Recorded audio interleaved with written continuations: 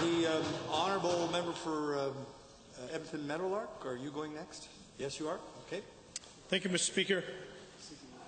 I rise to oppose Motion 502.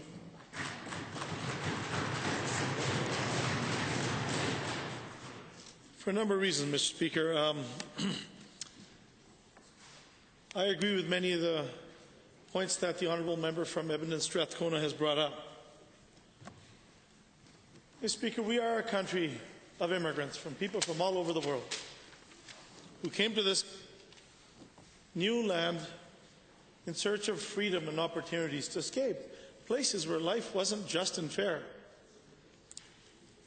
And coming to this new land, I'd like to offer the other members the perspective of somebody who wasn't born here. Mr. Speaker, it wasn't that nice coming here in the 70s. Yes, I love the snow, and I love the mountains, and I love the lakes and rivers in British Columbia. As a child, first week, my mother had all of her children get a black eye. First week they came to this country.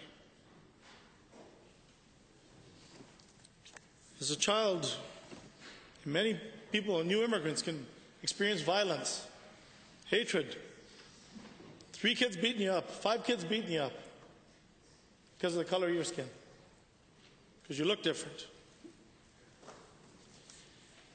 Mr. Speaker, I have to tell you, physical violence was actually okay. It was the words. Mr. Speaker, these words may be unparliamentary, but they need to be heard. Being called a Paki, a Hindu, carpet rider, turban twister. We don't like your kind here. Go back to where you came from. Those were the words, Mr. Speaker, that hurt the most. They hurt.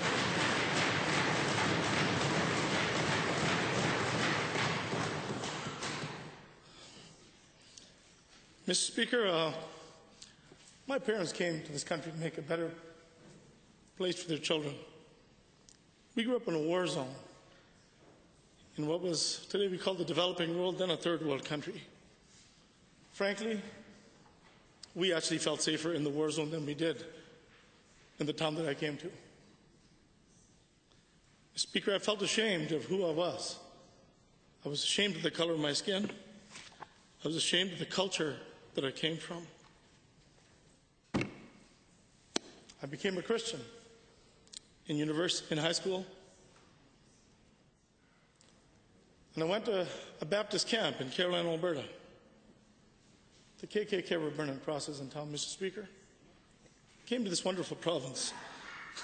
Some people wanted complete freedom, and they were burning crosses in town.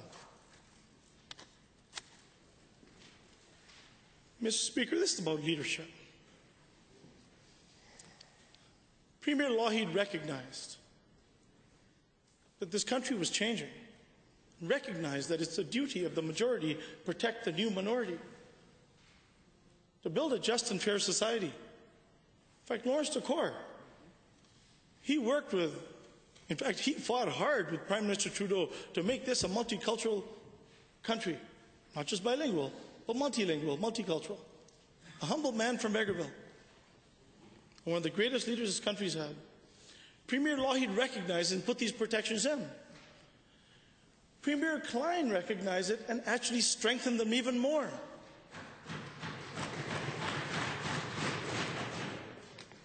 What causes me concern are the 2 leaders here.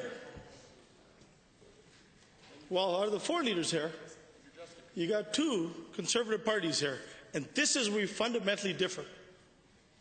You got the Premier right here, who's a human rights lawyer, issued a directive to her Justice Minister, and her current Justice Minister agrees with the directive, which is to review or repeal this section of the human rights legislation.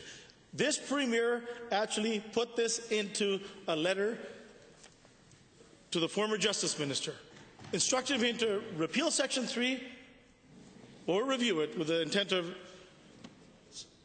this government caucus will actually be divided on this issue, Mr. Speaker, but the real issue is, where does our Premier stand, and where does the next leader, the one looking to be the Premier, stand? The Premier and I differ on this fundamentally, and half of our caucus, or many members of our caucus, will disagree with their own leader on this issue.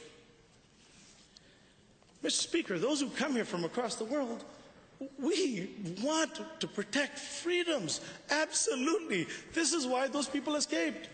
Whether you're German or Ukrainian or Japanese or Chinese or Indian or African or South American,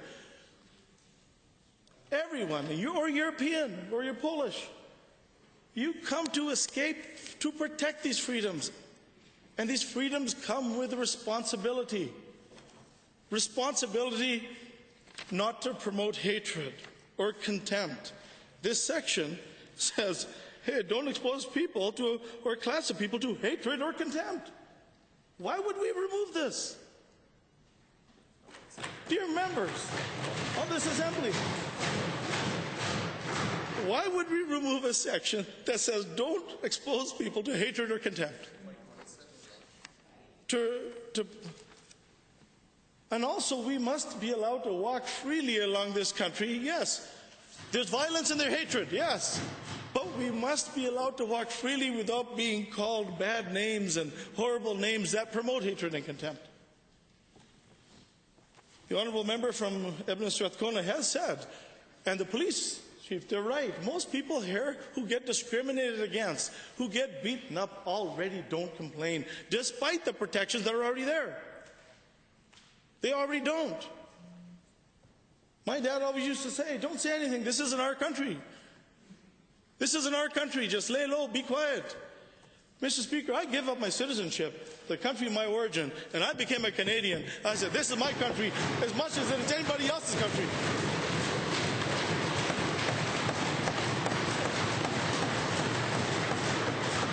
Mr. Speaker, you were there in caucus when I walked out of caucus, when I was a member of government. You and the Deputy Speaker came out and you dragged me out. Yeah, the rumor that one MLA walked out of that room, that was me. Mr. Speaker, you dragged me back in. And thank you, because we filibustered caucus for a month and we did not let it come to the floor of the ledge. But it is above the floor of the ledge. It is here. We need to talk about other things other than this. Mr. Speaker, you know, in Alberta, the province used a notwithstanding clause to punish a teacher who had a certain sexual orientation. You know, we got to protect those. You can't hurt people and treat them unfairly because they're skinny or fat or tall or short or colored or not colored, men or women, their sexual orientation, their sexual oppression. This is a debate we ought not to have, but now that's here. I urge every member of the legislature to vote against this. And dear members from the Wild Coast, with all and I can understand your feeling, and even the Justice Minister, where, yes, we do want to protect these freedoms, but these aren't cases where we're pretty free to say a lot of things in this country. We are. We're pretty free to say a lot of stuff here. But for a handful of people who go above and beyond to make a point, so other people can get physically or emotionally injured or hurt, you know, it doesn't make sense. And, you know, this isn't a liberal issue and it's not a conservative issue. It's a human issue, Mr. Speaker. Mr. Speaker, I have so much more to say, but really I'll leave this really short. Every member of this Legislative Assembly, please, I urge you to vote against this.